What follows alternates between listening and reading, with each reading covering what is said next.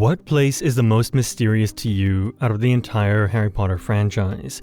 I can bet many of you might say Hogwarts, and you know what? You wouldn't be wrong. You see, Hogwarts Castle was so ambiguous that it kept even Headmaster Dumbledore on his toes. He never knew what to expect, and always seemed to be amused by the castle's bizarre secrets. He didn't even know about many of the secret passages that marauders used back in the day, so what are these intriguing secrets behind the walls of Hogwarts that left the best of the wizards stumped? Join us as we explore the secret passages and the haunted rooms of Hogwarts Castle, one by one. Wear your wizard caps, put on your detective look, and please subscribe to the channel if you want to see more content like this. Let's start with the most obvious secret hidden in the walls of Hogwarts Castle, the Room of Requirement. On the 7th floor, across a tapestry of Barnabas the Barmy, the Room of Requirement stands tall in all of its glory. But it only appears in front of people who are in dire need of something. Then, like magic, the room turns into whatever is required at that moment in time. Anything from a cavalry of soldiers for a secret training room to a fully equipped bathroom for a desperate house elf. The possibilities are endless. The room literally creates a new and customized space within the walls when needed by the wizard. But it does not just pop out of nowhere. You need to stroll across the wall 3 times while concentrating hard on what you need. What baffles me is that it's still hiding hundreds of secrets of many of the students and professors that we may never know about. Imagine going into a bathroom and unraveling a massive underground lair built by one of the founders of Hogwarts. Well, who wouldn't be curious? Anyone who got to know the real history behind the Chamber of Secrets was always left in a state of utter shock. It was that sinister. For years, the Chamber of Secrets was only a whispered legend. People originally thought the only reason Salazar Slytherin built the chamber was because he was petty enough to provide a lavish lair exclusive to his heirs only. But his real intentions were far more dangerous.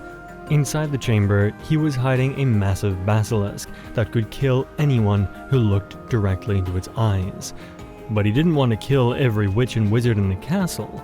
No, he was only after the ones who had a weak lineage and status, purging the school of Muggleborns. The entrance of this dark chamber was well guarded in Moaning Myrtle's bathroom on the 2nd floor of Hogwarts. What looks like an unassuming sink hides the entrance to this sinister chamber, and you can only access it if you know Parseltongue. This is why no one knew what the chamber held until Harry opened it during his 2nd year at Hogwarts. Curious to know more? We've got a whole other video on the Chamber of Secrets. Give it a click once you're done here. The Marauders were a secret gang involving the 4 cream-of-the-crop wizards of Hogwarts: James Potter, Sirius Black, Remus Lupin, and Peter Pettigrew, when they were students. As we all know by now, in their school years, 3 of the 4 were far ahead of their time. You can tell that by how much they know about Hogwarts.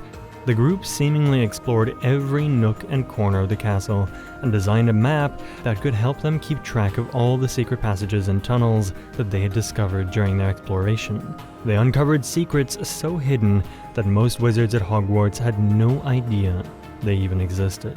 That can be proven by the fact that the actual blueprints of Hogwarts never showed the Room of Requirement.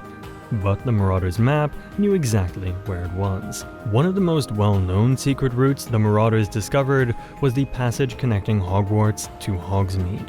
It starts beneath a trapdoor in the cellar of Honeydukes in Hogsmeade and leads straight into the castle and is perfect for dodging professors and slipping out unnoticed. Harry, Ron, and Hermione used it more than once to sneak into Hogsmeade and warm up with a glass of butterbeer during the freezing winter months. The Mirror of Erised is a fascinating magical object that reveals your deepest, most desperate desire, not merely your reflection. This fun fact was discovered by Harry in his first year at Hogwarts when he was roaming the Hogwarts castle one fine evening. Harry got lost and found himself going through a forgotten corridor and into a secret vault where the Mirror of Erised was hidden. The secret room was on the 3rd floor, which was off limits for all students that year. This was because Dumbledore was hiding the Philosopher's Stone on the 3rd floor. But Harry somehow found his way into this corridor and in front of the Mirror of Erised, where he saw his parents standing behind him. This is another one of Hogwarts' grueling mysteries that always leads the wizards to certain magical objects and rooms when the time is right. So, later, Dumbledore caught wind of Harry's obsession with the mirror, so he packed it up and moved it somewhere else. After that debacle with Voldemort and the stone, people think that it was shifted to another room in the castle. But my theory is that Dumbledore probably sent it to the Ministry of Magic or the Department of Mysteries. I mean, it was simply too valuable of an object. Lastly, we have the Hogwarts kitchen. It's surprising that such an essential place would be kept hidden, but once you see the lavish spread laid out daily for the hungry students, it's easy to understand why. As Hermione often pointed out, it was probably because many wizards would take advantage of the house elves and would exploit their hard work at Hogwarts. The Hogwarts kitchen is located under the Great Hall, directly beneath the food tables. The entrance to the kitchen is hidden by a painting of a fruit bowl.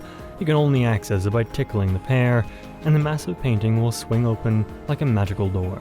The kitchen is filled with house elves who work day and night to feed the students of Hogwarts their 3 meals. The house elves use both charms and traditional cooking skills to whip up giant dishes of delicious food. What's interesting though, is that they seem genuinely content with their work. While many wizards took this as the norm, Hermione was deeply disturbed by the elves' working conditions. In fact, she went so far as to create SPEW, the Society for the Promotion of Elfish Welfare, to fight for their rights. While the organization may not have had the impact Hermione hoped for, the kitchen clearly continues to run smoothly, and the Great Hall continues to be filled with scrumptious food. Is there any other tantalizing secret that I missed out on? Let us know in the comments down below. And as always, stay curious, stay magical, and don't forget to subscribe to more Wizarding World deep dives, and I'll catch you next time.